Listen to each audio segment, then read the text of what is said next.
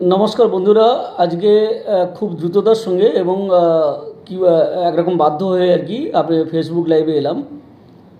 আপনারা সবাই জানেন যে কিছুক্ষণ আগেই সুপ্রিম কোর্টে বাধ্যতামূলক টেট মামলার রিভিউ যে করা হয়েছিল সেই রিভিউ পিটিশনের রায় বেরিয়েছে। বেশ কিছুদিন আগেই এই রিভিউ পিটিশনের হিয়ারিং কমপ্লিট হয়েছিল, ওপেন কোর্ট হিয়ারিং যাকে বলা হয়। আমরা সবাই জানি যে কোনো রিভিউ করলে যে রিভিউর যে বিষয়টা সাধারণত যে বিচারপতিরা রায় দিয়েছেন সেই বিচারপতিদের চেম্বারেই সাধারণত রিভিউ পিটিশনটা শোনা হয় এবং সেখানে যদি অ্যাকসেপ্টেড হয় সেটা হয়, তারপর নাহলে খারিজ হলে এখান থেকে হয়ে যায়। কিন্তু প্রশ্নটা হচ্ছে যে এইখানে যেহেতু একটা বড় মামলা ছিল এবং আমরা সবাই জানি সারা দেশের 30 থেকে 35 লক্ষ প্রাথমিক এবং উচ্চ প্রাথমিক শিক্ষকের ভবিষ্যতের ব্যাপারটা ছিল, সেই কারণেই আজকে এটাকে ওপেন কোর্ট হিয়ারিং বলা হয়েছিল। ওপেন কোর্ট হিয়ারিংয়ের ব্যবস্থা করা হয়েছিল। আমাদের রাজ্যের কিছু শিক্ষক সংগঠন মামলা করেছিলেন, অন্যান্য রাজ্যের শিক্ষক সংগঠনও আছে এবং স্টেট গভর্নমেন্টগুলোও মামলা করেছিল। তার মধ্যে যেমন তামিলনাড়ু আছে, কেরালা আছে, উত্তরপ্রদেশও আছে, এরা মামলা করেছিল এবং সেই রায় আজকে ঘোষিত হলো। এবং আমরা সবাই জানি যে টেট মামলার রায় কী হতে যাচ্ছে সেটা প্রত্যাশিত ছিল আমাদের কাছে। এই কারণে আমরা জানি, কারণ যে বিচারপতি রায় দিয়েছিলেন, যে বিচারপতি বেঞ্চ রায় দিয়েছিলেন, তাদের সম্পর্কে কিন্তু খুব একটা ইতিবাচক কথা এর আগে কখনো শোনা যায়নি। আমরা বিভিন্ন মহল থেকে যেটা শুনেছিলাম যে এই বিচারপতিদের মধ্যে বিশেষ করে দীপঙ্কর দত্ত মহাশয়, অনারেবল জাস্টিস, তার একটা মানে কী বলা যায়, একটা লেগাসি আছে। সেটা হচ্ছে যে তিনি যদি কোনো কিছু রায় দেন, সেটা ঠিক হোক বা ভুল হোক, তার থেকে কিন্তু তিনি পিছু হটেন না এবং আজকে সেটা প্রমাণিত হলো। এর আগে বলা হয়েছিল যে যে সমস্ত শিক্ষকদের 5 বছর চাকরি আছে এবং যাদের টেট নেই, কোনো ধরনের টেট নেই, তাদেরকে কিন্তু বাধ্যতামূলকভাবে টেট পাস করতে হবে, নাহলে তাদেরকে অবসর গ্রহণ করতে হবে বা কম্পালসারি রিটায়ারমেন্ট যাকে বলা হয়, বাধ্যতামূলক অবসর গ্রহণ, সেই ব্যবস্থাটা করতে হবে সরকারের পক্ষ থেকে এবং তারা তাদের অবসরকালীন সমস্ত সুযোগ সুবিধা তারা পেয়ে যাবে।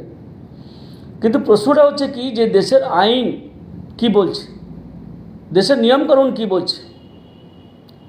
প্রথম কথা আমি বলি যে আমরা যে রায়টা পেয়েছিলাম মাননীয় দীপঙ্কর দত্ত এবং তার আরেকজন যে বিচারপতি বেঞ্চে যিনি ছিলেন তাদের কাছ থেকে, সেখানে 8টির কথা বলা ছিল, 8টি অ্যাক্টের কথা বলা ছিল।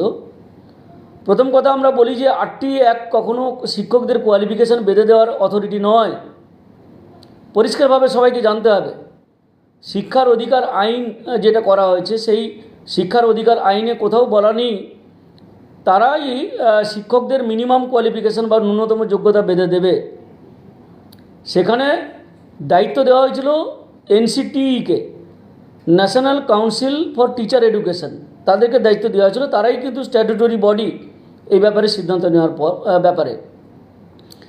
এবং ঘটনাক্রমে আমরা জানি যে 2010 সালে 23শে আগস্ট NCTE একটা নোটিফিকেশান জারি করে এবং সেখানে পরিষ্কার করে বলে যে এই যে বাধ্যতামূলক টেট, এটা কিন্তু এর পরবর্তীকালে অ্যাপ্লিকেবল হবে বা প্রযোজ্য হবে। তার আগে যারা নিযুক্ত হয়েছেন বা তার আগে যে নিয়োগ প্রক্রিয়া শুরু হয়েছে, বিজ্ঞাপন দেওয়া হয়েছে, সেগুলোর ক্ষেত্রে প্রযোজ্য হবে না। তো স্বাভাবিকভাবে বিচারপতি মহোদয় বা বিচারপতির দ্বয় তারা এই বিষয়টাকেই ধর্তব্যের মধ্যে আনতে চায়নি, যেটা অত্যন্ত অন্যায় বলে আমরা মনে করি। জানি আমরা বিচারপতিদের রায়ের ব্যাপারে সমালোচনা করা যায় না বা করাটাও ঠিক নয়, সমীচীন, কিন্তু বাধ্য হয়ে আমরা করছি এই কারণে যে NCTE রুল যেটা আমাদের মিনিমাম কোয়ালিফিকেশান বেঁধে দেওয়ার ক্ষেত্রে যাদের মূল বৈধতা আছে বা যাদের ক্ষমতা আছে, তারা যে নিয়মটা করে দিয়েছে সেই নিয়মটাকে কিন্তু সুপ্রিম কোর্ট মান্যতা দেয়নি। এবং সবচেয়ে বড় ব্যাপার যে 8টি অ্যাক্ট আমরা জানি সেখানে শিক্ষাকে মৌলিক অধিকার দেওয়া হয়েছে। তাহলে মৌলিক অধিকার যেটা বা ফান্ডামেন্টাল রাইট, সেই ফান্ডামেন্টাল রাইট কি কোনো বিচারপতি বা কোনো বিচার ব্যবস্থা খর্ব করতে পারে? এটা নিয়ে কিন্তু আমাদের প্রশ্ন আছে। কিন্তু এই জায়গায় আমাদের যে মূল বক্তব্য যেটা আমরা বলতে চাই, যে কিছু কিছু চ্যানেল কিছুক্ষণ আগে থেকেই খবরটা দেখাচ্ছে, আপনারা সবাই জানেন, সেখানে ভুলভাল বিষয়গুলো দেখাচ্ছে। অনেক বড় বড় চ্যানেল তারা দেখাচ্ছে যে প্রাথমিক শিক্ষকদের টেট দিতে হবে, এটা ভুল খবর। 8টি অ্যাক্টের মধ্যে যারা পড়ছে তাদেরকে সবাইকে টেট দিতে হবে, সেটা তার মধ্যে উচ্চ প্রাথমিক আছে।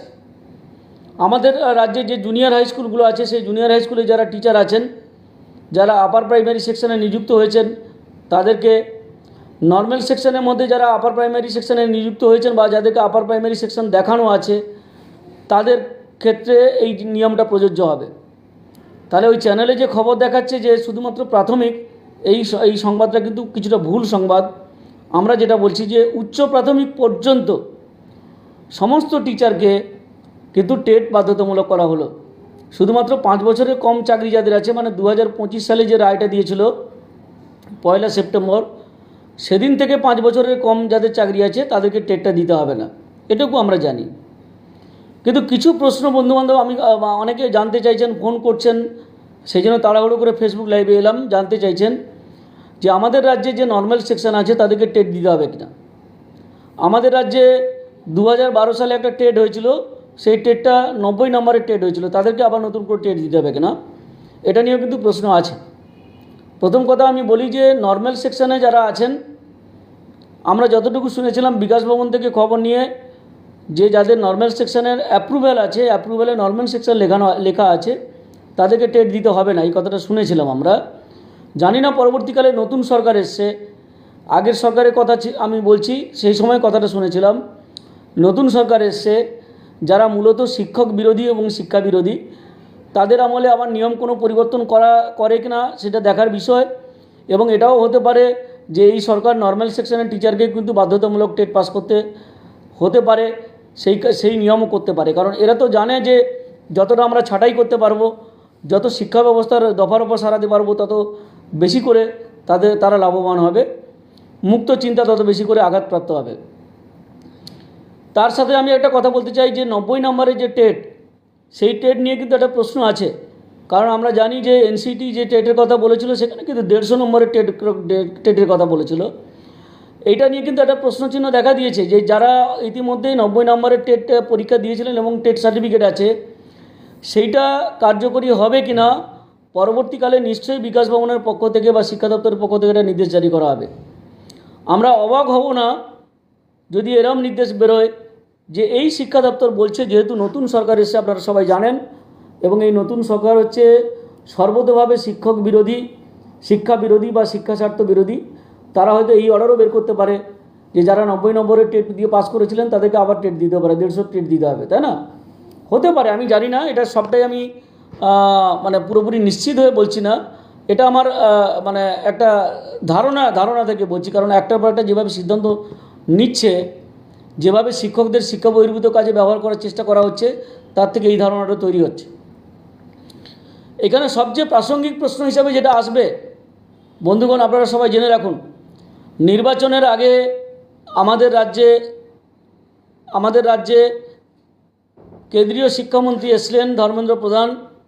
তিনি সায়েন্স সিটির কাছে কোনো একটা বড় অডিটোরিয়ামে রাজ্যের বিভিন্ন শিক্ষকরা উপস্থিত ছিলেন, বিভিন্ন সংগঠনের, তাদের সামনে বক্তব্য রেখেছিলেন এবং প্রাসঙ্গিকভাবে শিক্ষকরা প্রশ্ন করেছিলেন যে টেট নিয়ে আপনাদের ভাবনা চিন্তা কী, শিক্ষকদের রক্ষা করার ক্ষেত্রে বা তাদের পাশে দাঁড়ানোর ক্ষেত্রে আপনাদের ভূমিকা কী। সেখানে যে কথা উনি বলেছিলেন সেটা নিয়ে বিতর্ক তৈরি হয়েছিল, আপনারা সবাই জানেন। উনি পরিষ্কারভাবে বলেছিলেন কি, যে আপনারা আমাদের পাশে দাঁড়ান, সরকার পরিবর্তন করুন, আমাদেরকে সরকারে নিয়ে আসুন, আপনাদের ব্যাপারটা আমরা দেখব। মানে কেন্দ্রের সরকার, সোজা কথা বলতে গেলে বিজেপি সরকার শিক্ষকদের ব্যাপারটা দেখবে। কিন্তু দুর্ভাগ্যের বিষয়, যে শিক্ষকরা বিশ্বাস করেছিলেন, যে শিক্ষকরা এখনও পর্যন্ত জয়তু করছেন, গেরুয়া তিলক পরে ঘুরে বেড়াচ্ছেন, তাদের কাছে আমি বলছি, গত 1 বছর ধরে যে এই যে সুপ্রিম কোর্টে বিভিন্ন রাজ্য সরকারগুলো মামলা করেছে, বিভিন্ন সংগঠনগুলো মামলা করেছে, সেখানে কিন্তু কেন্দ্র এনসিটিকে কোনো নির্দেশ দেয়নি যে তাদের পক্ষ থেকে কোনো আইনজীবী সেখানে দাঁড়াক। এমনকি কেন্দ্রীয় সরকারের তো স্কুল আছে, সেখানেও তো শিক্ষকরা চাকরি করেন, সেখানে তো টেটবিহীন শিক্ষকরা আছেন, তাদেরও চাকরি যাওয়ার সম্ভাবনা আছে।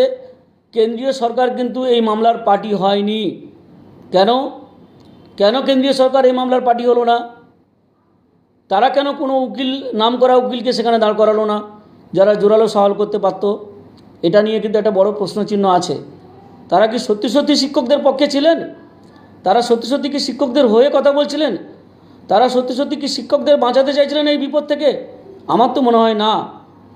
তার কারণ প্রথম আমি যেটা বলবো, যে টেটের রায় ঘোষিত হওয়ার পরে এই ধর্মেন্দ্র প্রধান মহাশয় যে রাজ্যে বসবাস করেন উড়িষ্যা, সেই উড়িষ্যা সরকার কিন্তু টেট নেবে বলে ঘোষণা করে দিয়েছিল, আপনাদের মনে আছে।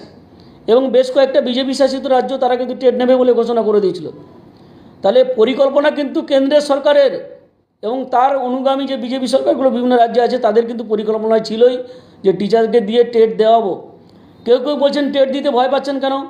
আরে কেউ ভয় পাচ্ছে না, কিন্তু যেটা নিয়মের মধ্যে না সেটা করাবেন কেন জোর করে? যেটা বেআইনি কাজ আপনি সেটা জোর করে করাবেন কেন? এটা নিয়ে কিন্তু প্রশ্ন আমাদের থাকছে। তার সাথে সাথে আমাদের রাজ্যে আপনারা জানেন যে এই যে সংগ্রামী যৌথ মঞ্চ বলে একটা মঞ্চ শহীদ মিনারের মাঝার মধ্যে বসে আছে, এখানে কিছু প্রাথমিক শিক্ষক প্রচণ্ড লাফালাফি করে, বিজেপির হয়ে কথা বলে, আরএসএসের হয়ে কথা বলে। তারা কোথায়? সেলোটে বাইকেছে কেন মুখে? কোথায় ভাস্কর ঘোষ? কোথায়? তাকে দেখা যাচ্ছে না কেন এখন? মুখটা দেখান, মুখটা এখন কালো হয়ে যায়নি তো? আপনি তো বুক ফুলিয়ে বলেছিলেন যে কেন্দ্রীয় সরকার শিক্ষকদের পাশে থাকবে, কোথায় শিক্ষকদের পাশে থাকলো না কেন? ভাস্কর ঘোষ, আপনি একটা নিন্দাসূচক প্রস্তাব নিন। যদি ক্ষমতা থাকে, আপনি যদি শিক্ষকদের পক্ষে কথা বলেন, আপনি যদি প্রাথমিক শিক্ষকদের হয়ে কথা বলেন, লজ্জা না থাকলে, চামড়া মোটা যদি না থাকে, তাহলে আপনি আজকে ওই শহীদ মিনার মঞ্চে গিয়ে প্রেস মিট করে বলুন কেন্দ্রীয় সরকার আমাদের পাশে দাঁড়ায়নি, আমরা কেন্দ্রীয় সরকারকে ধিক্কার জানাচ্ছি, বিজেপি সরকারকে ধিক্কার জানাচ্ছি। যদি আপনার বিন্দুমাত্র সম্মানবোধ থাকে, বিন্দুমাত্র যদি আপনার মান সম্মান থাকে, আপনি যদি সত্যি সত্যি নিজেকে অরাজনৈতিক বলে মনে করেন, নিরপেক্ষ বলে মনে করেন, আজকে একটা প্রেস মিট করে বলুন যে কেন্দ্রীয় সরকার এই টেট নিয়ে যে ভূমিকা নিয়েছে সেটা অত্যন্ত নিন্দাজনক এবং শিক্ষক বিরোধী এবং শিক্ষা বিরোধী। কথাটা বলুন, আমরা দেখতে চাই। স্বাভাবিকভাবে এটা অত্যন্ত একটা উদ্বেগের বিষয়, শুধু আমাদের রাজ্য নয়, সারা দেশে 30 থেকে 35 লক্ষ টিচারকে কিন্তু টেট পাস করতে হবে, নাহলে চাকরি থাকবে না। আমরা সবাই জানি যে এই কেন্দ্রীয় সরকার ছাঁটাইয়ের পক্ষে আছে। শিক্ষা পরিকাঠামো, রাষ্ট্রীয় ব্যবস্থায় যে শিক্ষা, সেই শিক্ষাকে তারা বাণিজ্যিকীকরণ করতে চাইছে, বেসরকারিকরণ করতে চাইছে, গৈরিকীকরণ তো আছেই। এবং এভাবে শিক্ষা ব্যবস্থাটাকে তুলে দিয়ে ব্যবসায়ীদের হাতে তুলে দেওয়ার তারা পরিকল্পনা করেছে। তার একটা বৃহত্তর ষড়যন্ত্রের অঙ্গ কিন্তু এই টেট। সুপ্রিম কোর্ট, আজকে আমরা কোর্টের বিরুদ্ধে কেউ কথা বলতে পারি না, কিন্তু এই কথাটা না বলে আমরা থাকছি না। এটা বলতে বাধ্য হচ্ছি আমরা যে অনেক সময় কোর্ট কিন্তু ম্যানিপুলেটেড হয়। আমরা দেখেছি সিঙ্গুর মামলা ম্যানিপুলেটেড হয়েছিল, আমরা দেখেছি রাম মন্দির মামলার সময় কোর্ট ম্যানিপুলেটেড হয়েছিল। লোকে বলছে এই কথাটা, আইনজ্ঞরা বলছেন। আজকে টেট মামলার সময় যে কোর্ট ম্যানিপুলেটেড হয়নি, এটা কি জোর দিয়ে বলা যায়? কেন্দ্রীয় সরকারের ভূমিকাটা কি? অভয়া মামলার সময় আমরা দেখেছি কোর্ট ম্যানিপুলেটেড হয়েছিল। তখনকার সময় প্রধান বিচারপতির বাড়িতে পৌঁছে গিয়েছিলেন আমাদের দেশের প্রধানমন্ত্রী। কী জন্য, কী কারণে? প্রধান বিচারপতি কোর্টে বসে এই মন্তব্য করেছিলেন বলে কি যে রিপোর্টটা আমরা পেয়েছি খামেবন্দি রিপোর্ট, সেখানে তো বাঘা রাজনৈতিক নেতাদের নাম আছে, আর তাদেরকে বাঁচানোর জন্য কি উনি প্রধান বিচারপতির বাড়িতে পৌঁছে গিয়েছিলেন? এটাও কিন্তু প্রোটোকলের বাইরে কাজ করেছে, বেআইনি কাজ করেছিলেন প্রধানমন্ত্রী, তখন আমরা জানি। তাহলে কোর্ট যে ম্যানিপুলেটেড হয় না, এটা আমরা জোর করে বলতে পারছি না। আজকে টেট মামলার ক্ষেত্রে কিন্তু তাই হলো, এবং এটা প্রমাণিত হচ্ছে যে এর পেছনে কিন্তু কেন্দ্রের ইন্ধন আছে, কেন্দ্রীয় সরকারের ইন্ধন আছে এই জোর করে শিক্ষকদের টেট নেওয়ানোর, এবং যারা টেট পাস করতে পারবে না তাদেরকে জোর করে রিটায়ার করানো বা চাকরি থেকে ছাঁটাই করা।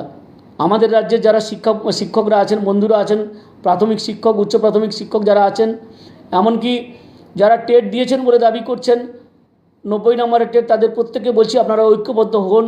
এবং কারা কারা আমাদের রাজ্যে যারা বিজেপির দালালি করছে, যারা আরএসএসের দালালি করছে, এই যে মঞ্চগুলো এরা করে খাওয়ার জন্য এসব করছে, নিজেরা এইখান থেকে ধান্দাবাজি করার জন্য, এদেরকে দূরে সরিয়ে যারা প্রকৃতপক্ষে কেন্দ্রীয় সরকারের বিরোধিতা করতে পারবে, যারা প্রকৃতপক্ষে আমাদের রাজ্য সরকারের বিরোধিতা করতে পারবে, তাদের পাশে দাঁড়ান এবং ঐক্যবদ্ধ লড়াই করুন। এই জায়গায় আমাদেরকে জিততে হবে। একটা উপায় আমরা পেয়েছি খুঁজে, আমি আইনজ্ঞদের সঙ্গে কথা বলেছি, যারা লটা জানেন, আইন জানেন, তাদের সঙ্গে আমি কথা বলেছি কিছুক্ষণ আগে। তারা পরিষ্কার করে বলেছে যে এখনও পর্যন্ত উপায় আছে, সেটা হচ্ছে যে কিউরেটিভ অ্যাপিলে ডিভিশন বেঞ্চের রায় যদি সুপ্রিম কোর্টের কোনো ভুল থাকে, সেখানে কিন্তু কারেকশন হয়ে যেতে পারে। এবং এটা রায় ভুল আছে আমরা একবারে নিশ্চিত। এবং কেন্দ্রীয় সরকারের ইন্ধনে, কেন্দ্রীয় সরকারের কিছুটা মদতে বলতে পারেন, পরোক্ষ মদতে এই ধরনের রায় হয়েছে বলে আমরা মনে করছি। এর প্রতিবাদ করতে হবে, এর প্রতিরোধ করতে হবে। আগামী দিনে সরকারি শিক্ষা ব্যবস্থাকে বাঁচানোর জন্য, আগামী দিনে আমাদের চাকরিকে সুরক্ষিত করার জন্য, আমাদের প্রফেশন বা পেশাকে আরও বেশি উন্নত করার জন্য এবং সার্বিকভাবে শিক্ষাকে এগিয়ে নিয়ে যাওয়ার জন্য, শিক্ষা ব্যবস্থাকে বাঁচানোর জন্য আমাদেরকে সবাইকে এই লড়াইয়ে থাকতে হবে। সবাইকে ধন্যবাদ জানাচ্ছি। আপনারা সবাই আশা করি আমার কাছ থেকে সমস্ত ইনফরমেশান পেলেন। এই ইনফরমেশান যথেষ্ট সাহায্য করবে শিক্ষকদের সঠিক তথ্য পেতে, সঠিকভাবে বিশ্লেষণ করতে এবং সঠিকভাবে মূল্যায়ন করতে। আমরা অনুরোধ করব আপনাদের যারা দেখছেন, অল্প সংখ্যক আমরা জানি এই সময় দুপুরবেলা সবাই ব্যস্ত আছেন বিভিন্ন কাজে, সবাই হয়তো ঢুকতে পারেননি। আপনারা সবাই আমার এই ফেসবুক লাইভটাকে ছড়িয়ে দিন এবং যাতে মানুষ এই যারা দ্বিচারী, যারা রাস্তায় বাজারে ঘুরে বেড়াচ্ছে আন্দোলন কোম্পানির নাম করে, তাদেরকে তাদের মুখোশটা খুলে দিন এবং প্রকৃত সত্যটা যাতে শিক্ষকরা জানতে পারেন। আমি জানি তারা আমার ফেসবুকটাকে বিভিন্ন সময় রিপোর্ট করে যাতে না বেশি শিক্ষকের কাছে আমার বিষয়টা পৌঁছতে পারে, ইচ্ছে করেই করে। এবং আমরা চাইব তাদের কাছে এই বার্তাটা পৌঁছে যান এবং সবাই সঠিকভাবে জানতে পারুক যে সত্যি সত্যি কী বাস্তব অবস্থাটা দাঁড়িয়ে আছে এবং শিক্ষক সমাজকে কীভাবে বিপদের মধ্যে ঠেলে দেওয়া হলো, কীভাবে ইচ্ছাকৃতভাবে বিপদের মধ্যে ঠেলে দেওয়া হলো। এবং আবার আমি রিপিট করছি, এইখানে যে কেন্দ্রীয় সরকারের একটা পরোক্ষ ভূমিকা আছে, পেছন থেকে কলকাঠি নাড়ার ভূমিকা আছে, এটা অস্বীকার করা যাবে না। সবাইকে ধন্যবাদ জানাচ্ছি। শুভ দ্বীপ্রহর। সবাই ভালো থাকুন, সুস্থ থাকুন। আমাদেরকে লড়াই করতে হবে, এই লড়াইয়ে জিততে হবে। সবাই ঐক্যবদ্ধ থাকুন। কিন্তু একটা কথা সবচেয়ে মনে রাখবেন, এই যে আন্দোলন ব্যবসায়ী যারা আছে, এইসব টেটের নাম করে টোরে আন্দোলন করছে, বাঁচিয়ে দেবে, আমাদের সরকার আছে বলে শিক্ষকদের ভুল বুঝিয়েছিল, রাজনৈতিকভাবে প্রভাবিত করেছিল, তাদেরকে চিনে রাখুন এবং তাদেরকে বিচ্ছিন্ন করুন। এই লোকগুলোর জন্য আজকে গত 15 বছরে আমাদের রাজ্যের শিক্ষা ব্যবস্থাটার এই হাল হয়েছে। এরা শুধুমাত্র ধান্দা ছাড়া কিচ্ছু বোঝে না। কোনো শিক্ষা আন্দোলন জীবনে করেনি, কোনো ভালো কিছু করেনি, কোনো টিচারের উপকার করেনি, কোনো শিক্ষাকর্মীর একটা লোকেরও কোনো দিন উপকার করতে পারেনি, কিন্তু নিজেদের ধান্দাটা করেছে। এটা আমি পরিষ্কারভাবে বলি। আপনারা যে যাকে পছন্দ করুন, কিন্তু এটা কিন্তু বাস্তব সত্য। এই বলে সবাইকে ধন্যবাদ জানিয়ে আমার বক্তব্য শেষ করলাম। সবাই ভালো থাকুন, সুস্থ থাকুন এবং আমার এই যে ভিডিওটা, ফেসবুক লাইভটা সবার কাছে শেয়ার করে দিন যাতে সবাই সত্যিটা জানতে পারে। ধন্যবাদ, ভালো থাকুন।